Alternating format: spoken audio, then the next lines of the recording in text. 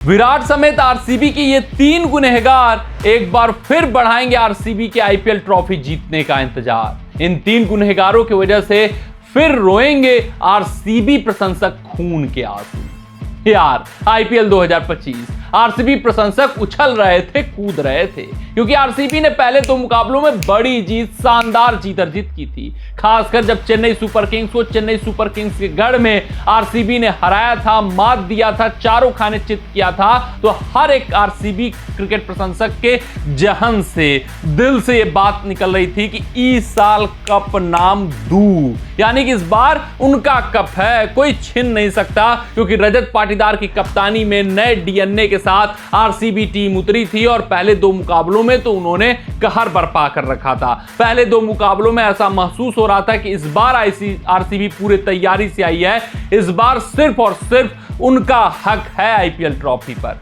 लेकिन बात करें दो मुकाबलों की, वहां पर कुछ कमियां सामने आई थी, लेकिन जीत के कारण वो कमियां छुपी। अगर तीसरे मुकाबले की बात करें, यहां पर वो हारे हैं। हारे कहां हैं, ये सबसे बड़ी समस्या का विषय है। हारे एम चिन्नास्वामी की पिच पर, जहां उनके 7 मुकाबले होने हैं, यानी कि अपने मैदान पर जहां तय होता है कि आप प्लेऑफ में पहुंचेंगे या नहीं पहुंचेंगे। जो टीमें अपने मैदान को गढ़ बना लेती हैं, अपने घर को गढ़ बना लेती हैं, वो अक्सर प्लेऑफ का रास्ता तय करती हुई दिखती हैं। लेकिन आरसीबी टीम के लिए ये बात नहीं बनती है, क्योंकि चिन्नास्वामी का जब भी पिच आता है, जब भी मैदान पर वो जाते हैं, उतरते हैं, तो मानो उनके लिए सारी परिस्थितियां विपरीत हो जाती हैं, उनके लड़ाके यहां ढह जाते हैं और हार का सामना करना पड़ता है। तो ऐसा कुछ गुजरात टाइटंस के भी खिलाफ हुआ। बिल्कुल एक तरफा अंदाज में गुजरात टाइटंस ने उनके घर में घुस कर हराया है, जिसके बाद से सभी आरसीबी प्रशंसकों की धड़कनें धक धक करने लगी हैं, क्योंकि इन तीन मुकाबलों की बात करें तो 3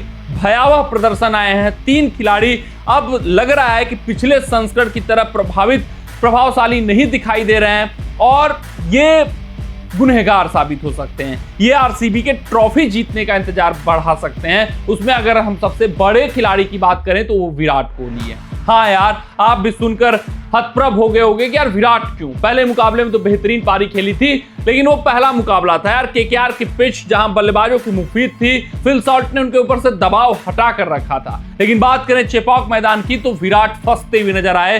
विराट कोहली मझधार में खड़े होते हुए नजर आए और बहुत ही स्लो पारी थी उनकी चेपॉक मैदान पर। वहीं अगर हम बात करें तीसरे मुकाबले की, तो यहां पर भी साधारण पारी खेलते हुए दिखे। एक गंदी गेंद पर विकेट फेंका, 7 गेंदें या 6 गेंदें खेली, 7 रन महज बनाए। तो आप समझ सकते हैं कि इनका स्ट्राइक रेट एक बार फिर से कॉज ऑफ कंसर्न होता जा रहा है आरसीबी के लिए। जिस स्टार्ट की, जिस धाक की विराट कोहली से जरूरत थी, वो स्टार्ट और न धाक जमा पा रहे हैं वो क्या कहते हैं पावर प्ले के ओवरों में, जिसके कारण से आरसीबी को खामियाजा शुरुआती ओवर्स में भुगतना पड़ रहा है। तो एक बार फिर से अगर ऐसा ही हाल रहा, इसी तरीके से विराट कोहली आगे आने वाले मुकाबलों में खेले, तो फिर सिरदर्द साबित हो सकते हैं आरसीबी प्रशंसकों के लिए। बात करें अगर हम दूसरे खिलाड़ी की, तो देवदत्त पड्डीकल हैं यार। देवदत्त पड्डीकल, इनके ऊपर अक्सर आईपीएल टीमें भरोसा जताती हुई दिखती हैं। नंबर 3 पर अक्सर ये टीमें एडजस्ट करती हुई दिखती हैं यार।